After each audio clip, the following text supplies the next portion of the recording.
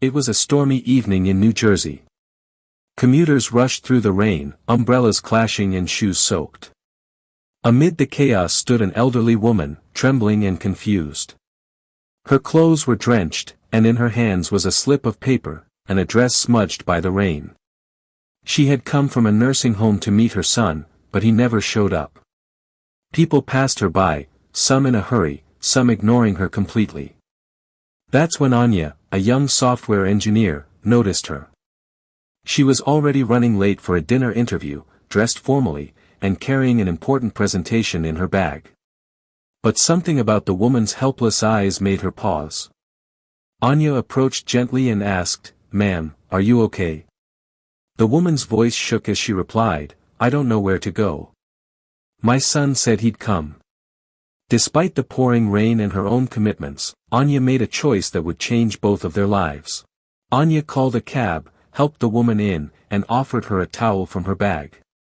As they sat together, Anya listened to her story.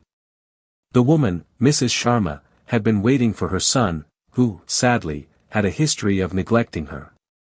Today was her birthday, and he had promised to take her out. But he never arrived. Anya's heart sank.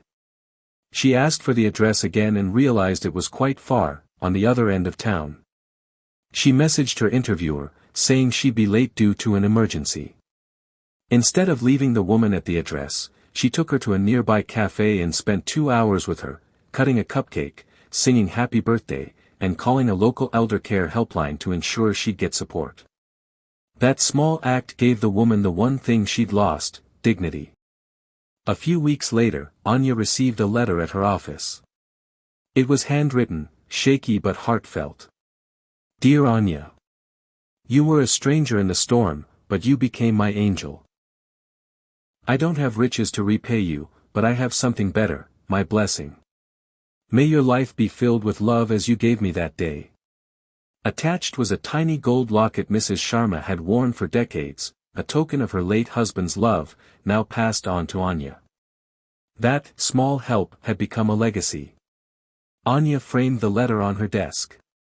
She never forgot that true kindness doesn't need a stage. Just a heart that listens. Message.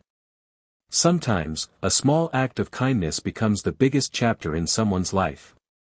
You don't need to be rich to help, just present. In a world rushing forward, be the one who pauses for another soul.